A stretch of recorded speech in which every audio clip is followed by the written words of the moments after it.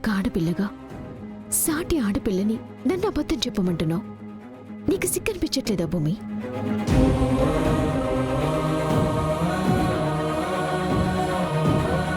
ఇది నువ్వు ఎక్స్పెక్ట్ చేయలేదు కదా.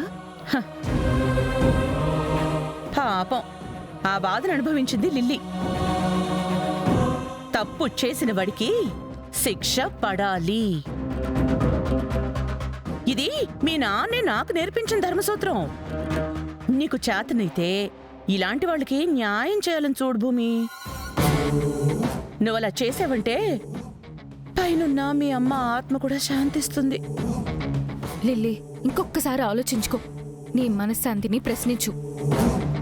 కోర్టులో నిజం మాత్రమే చెప్పు.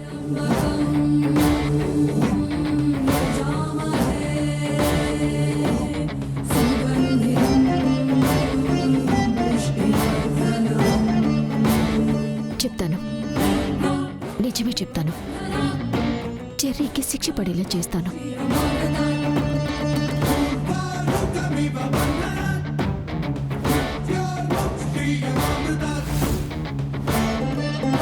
భూమి, మరి ఇంత అమాయకంగా ఉంటే ఎలా? చక్రం తిప్పడంలో నువ్వు బేసిక్స్ నేర్చుకున్నావేమో. నేను థీసిస్ రాసేశాను. మనుషుల్నే కాదు, అవసరమైతే పంచభూతాల్ని కూడా ఫేవర్గా మార్చుకోగలిగే శక్తి ఈ అపూర్వకుంది. నేను దీపం వెలిగించే అగ్నిని కాదు, అడవిని దహించే అగ్నిని. నాతో పెట్టుకోకో.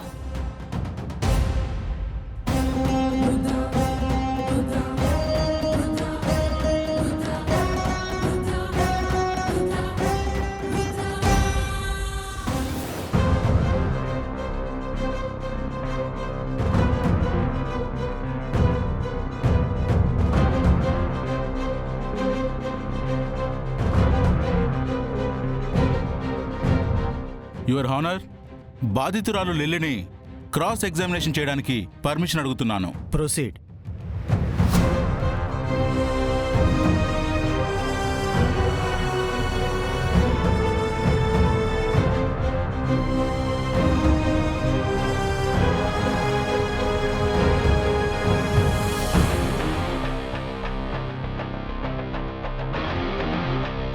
లిల్లీ గారు, భయపడకుండా నిజం చెప్పండి.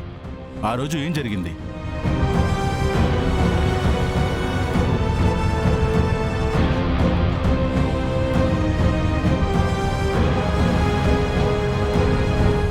సార్, చెర్రీ గెస్ట్ హౌస్ చూపిస్తానని నన్ను తీసుకువెళ్ళాడు. నేను నమ్మి వెళ్ళాను. కానీ అక్కడికి వెళ్ళాక బలాత్కారం చేశాడు సార్. అబద్ధం యువర్ ఆనర్, అదంతా అబద్ధం. తనే నా దగ్గరికి వచ్చేసి అబ్జెక్షన్ యువర్ ఆనర్. నిందితుడు అనుమతి లేకుండా మాట్లాడుతున్నాడు. మీరేదన్నా మాట్లాడాలనుకుంటే మీ లాయర్ ద్వారా మాట్లాడండి.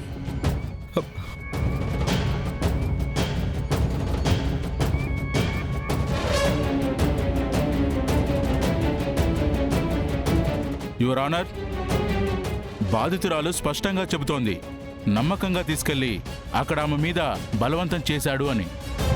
ఇది ప్లాన్ చేసిన నేరం. అయ్యో, అబద్ధం యువర్ ఆనర్, అంతా అబద్ధం. అంటే నిన్ను తనే గెస్ట్ హౌస్కి తీసుకెళ్ళింది. తనే నీ మీద ఇష్టంతో నిన్ను శారీరకంగా కలవమని ఫోర్స్ చేసింది. నువ్వు వద్దు వద్దు అంటున్నా వినకుండా నిన్ను ఇబ్బంది పెట్టింది.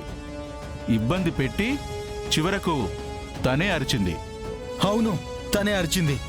అంటే తనకి పిచ్చంటారా? కాదు sir, plan. Shut up.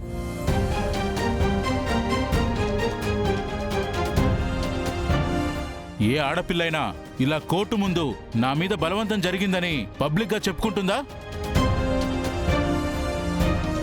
Your honour, ఈ కేసులో బాధితురాలు లిల్లీ మరియు నిందితుడు చెర్రీ ఇద్దరికీ ఒకరికొకరు బాగా పరిచయం ఉన్నవారు. ఆ పరిచయం వల్ల ఏర్పడిన నమ్మకాన్ని నిందితుడు దుర్వినియోగం చేసుకున్నాడు.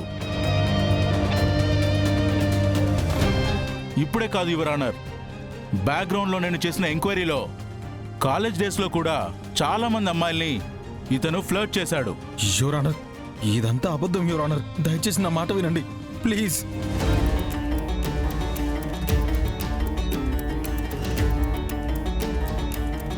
భూమి లాయరేనమ్మా. వచ్చేస్తుంటారు మావయ్య. దారిలో ఎక్కడైనా ఆలస్యం అయి ఉండొచ్చు. ఎనీ డిఫెన్స్ లాయర్ గారు వాదనలు ప్రారంభించవచ్చు.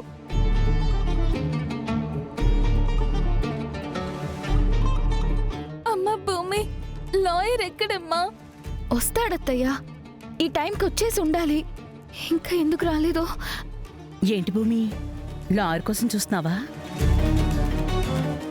నువ్వు మాట్లాడిన లాయర్కి నేను నోట్లు పడేశాను. అతనిప్పుడు డబ్బులు లెక్క పెడుతుంటాడు, ఇక్కడికి రాడు. పాపం వస్తారని ఆశపడుతుందేమో మమ్మీ.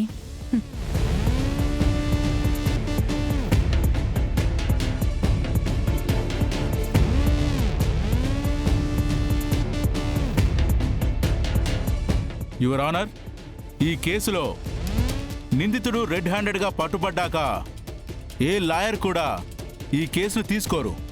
సాక్ష్యాలు బలంగా ఉన్నాయి. డిఫెన్స్ తరపున ఎటువంటి వాదనలు లేవు కాబట్టి నిందితుడిని దోషిగా తేల్చి తగిన శిక్ష విధించవలసిందిగా కోర్టు వారిని కోరుతున్నాను. యువర్ ఆనర్, ఇదంతా అబద్ధం యువర్ ఆనర్. దయచేసి నా మాట వినండి. ఆర్డర్. చూడమ్మా, చెర్రీ ఎంత బాధపడుతున్నాడో.